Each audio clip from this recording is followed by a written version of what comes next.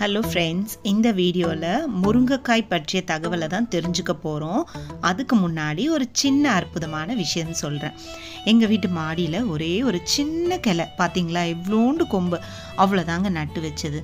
நட்டு வச்ச கொஞ்ச நாள்லேயே இது பார்த்தீங்களா, தெரியுது பார்த்தீங்களா, சின்ன கொம்பு இதுதான்.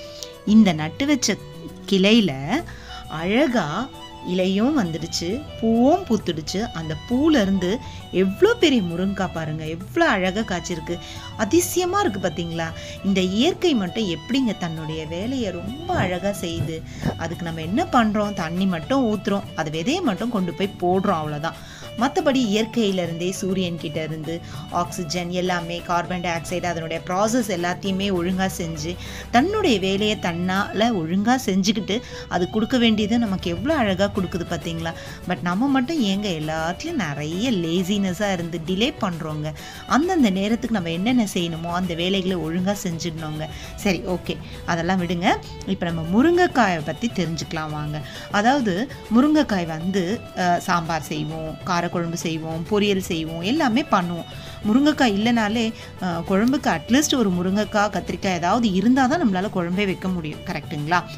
ஆனால் அந்த முருங்கைக்காயில் 7 நன்மைகள் இருக்குது. அது யாருக்காவது தெரியுமா? அது மட்டும் தெரிஞ்சதுன்னு வச்சுக்கோங்க, நீங்கள் முருங்கைக்காய் சாப்பிடும்போதெல்லாம் அதை நினச்சிக்கிட்டே சாப்பிடுவீங்க, இவ்வளோ ஆரோக்கிய விஷயம் இருக்கா அப்படின்னு.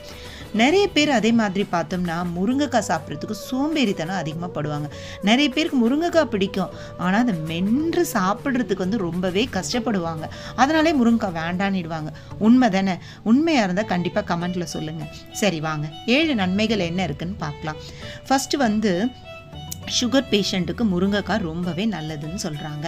அதாவது அந்த ரத்தத்தை சுத்தப்படுத்தி கரெக்டான லெவல் மெயின்டைன் பண்ணி, டயபெட்டிஸ் நீரழிவு நோய் உள்ளவங்களுக்கு எல்லாருக்குமே கரெக்டாக மெயின்டைன் பண்ணுது தன்னுடைய பாடியில் இருக்க சுகர் லெவலை. அதனால் ரொம்பவே சுகர் பேஷண்ட்டுக்கு முருங்கைக்காய் நல்லது, தாராளமாக சாப்பிடலாம். அதே மாதிரி நம்ம செரிமான பிரச்சனை இருக்குது பாருங்கள், டைஜஷனே ஆகலைன்னு சொல்கிறோம் பார்த்தீங்களா, அவங்களுக்கு இந்த முருங்கைக்காயில் நியாசின், ரிபோஃப்ளாவின் அப்படின்றது இருக்குது, ப்ளஸ் விட்டமின் B12 இருக்குது.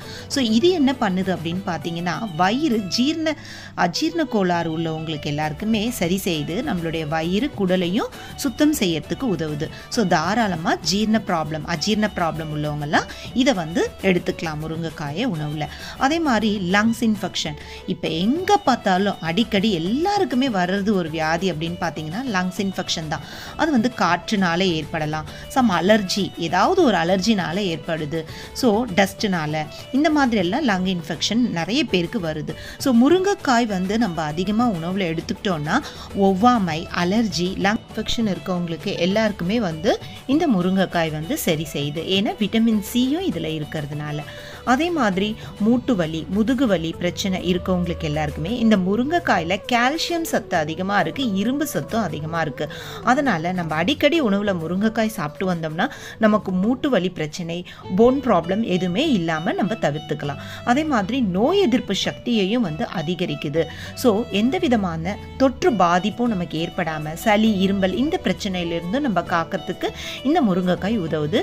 ரத்த அழுத்தம் பிரச்சனை, இதய பிரச்சனை உள்ளவங்களுக்கு எல்லாருக்குமே இந்த முருங்கைக்காய் ரொம்பவே யூஸ்ஃபுல்லாக இருக்குது. ஸோ கொஞ்சம் சோம்பேறித்தனப்படாமல் முருங்கைக்காயை அழகாக மென்று சாப்பிட பழகணும். யாரும் மிஸ் பண்ணாதீங்க. இனிமே முருங்கைக்காய் பார்த்தீங்கன்னா இவ்வளோ 7 விதமான நன்மைகள் இருக்குன்றதை தெரிஞ்சுக்கிட்டு நம்ம சாப்பிட பழகணும். அது மட்டும் இல்லை, ரத்தத்தை சுத்தப்படுத்துறதுக்கும் உதவுது. ஆன்டிபயோட்டிக் ஏஜெண்டாக இது பயன்படுறதுனால நம்மளுடைய பிளட் லெவலை கரெக்டாக மெயின்டைன் பண்ணுது, சுத்திகரிக்குது. ஆக்சிஜன் அளவையும் கூடுதலாக நம்ம பாடியில் கொடுக்குது.